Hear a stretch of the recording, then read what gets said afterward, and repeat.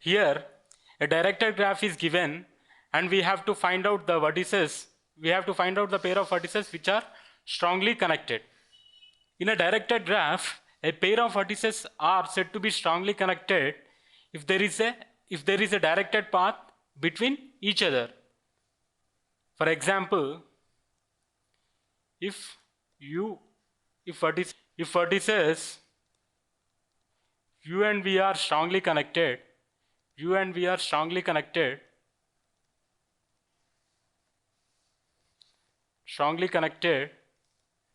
then there would be directed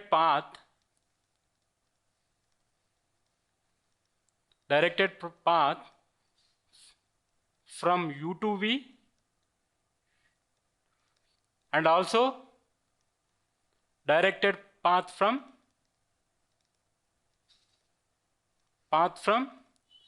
V to U.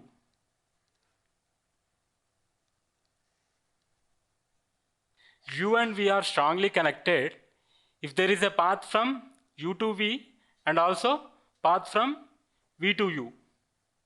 So let us check from the graph if 1 and 2 are connected.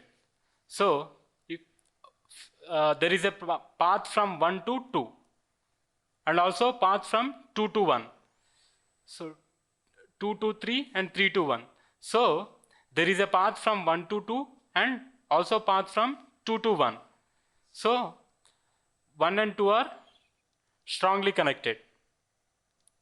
So let us check whether 1 and 4 are strongly connected or not. There is a path from 1 to 4 and also from 4 to 1. So what is the path from 4 to 1?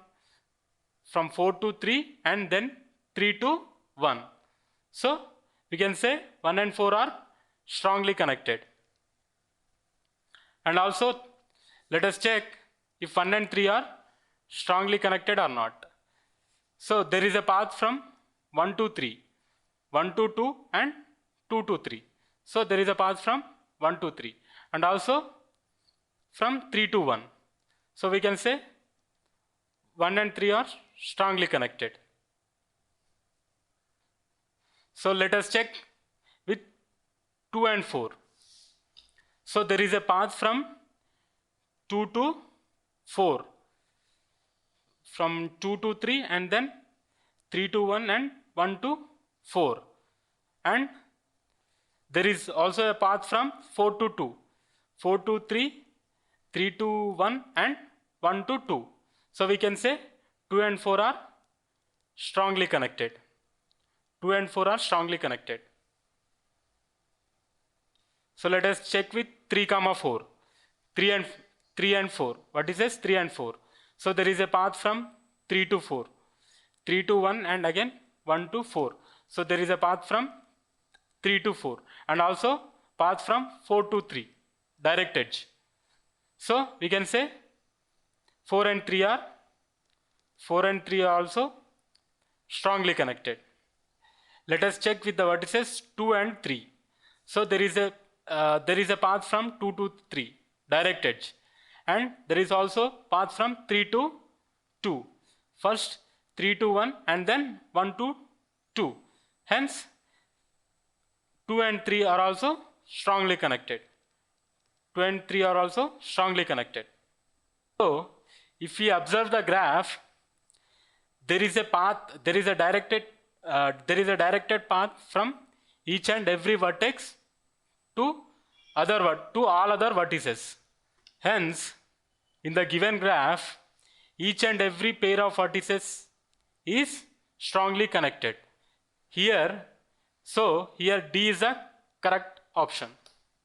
Identify the level of DFD in the following diagram. Here DFD is data flow diagram.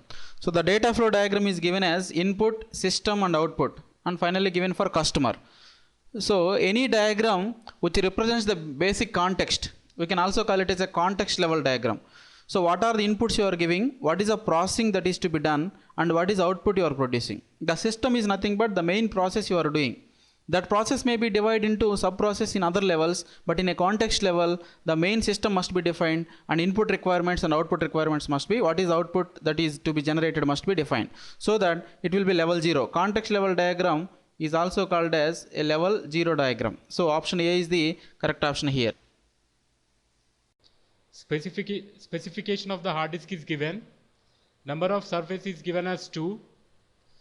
Number of tracks per surface is 256 and number of sectors per track is 512 and the size of sector is given as 1024 bytes, which is nothing but 1 kilobyte, and it is rotating at the speed of 6000 rotations per minute, and track to track movement time is given as 1 millisecond, and at present we are at track number 5 and we have to read the data from track number 10 sector number 6. So, and here we have to find the seek time of the hard disk. So seek time is nothing but the time taken to move the disk on to the desired cylinder, that means desired track. So seek time is nothing but time taken to move the disk arm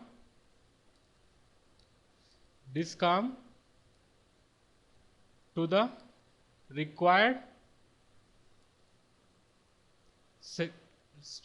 track. At present we are at track number 5 and we have to read the data from track number 10.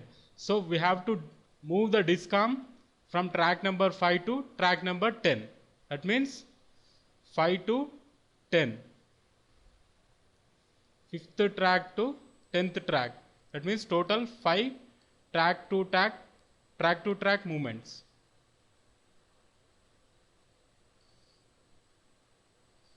So here track to track movement is given as 1 millisecond.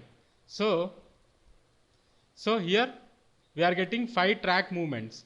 So the seek time would be 5 milliseconds, which is option B. In the second question, for the same data, we have to find the rotational latency for the given hard disk. So once the disk arm is brought to the required track, the disk should be rotated to get the desired sector under the disk arm. This time is nothing but rotational latency. So rotational latency is equal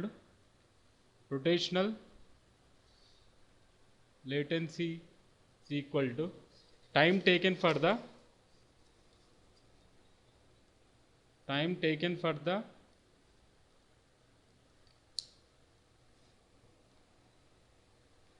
desired sector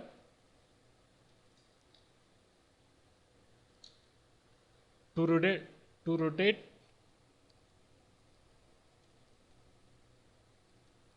to the disk head.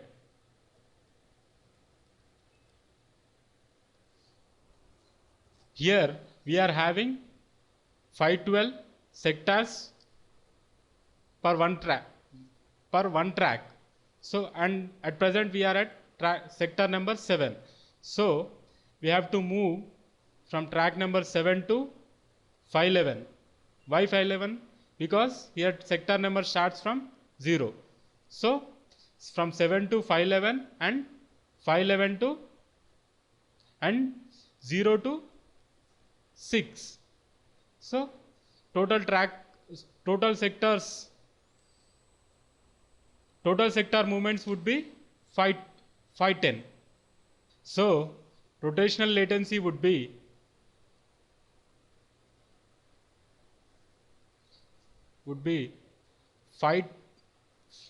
out of 512 tracks, only 510, out of 512 sectors per track, we are moving only 510 sectors into time taken to rotate one track.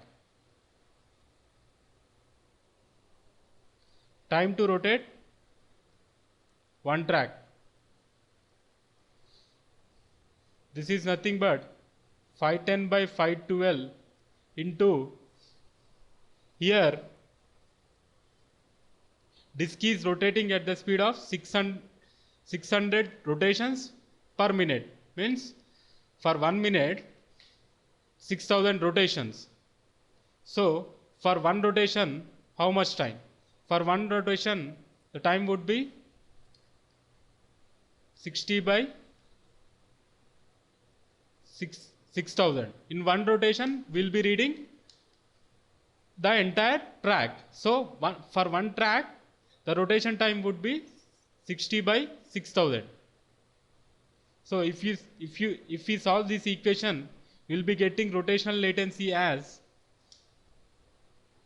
9.96 milliseconds, which is option A.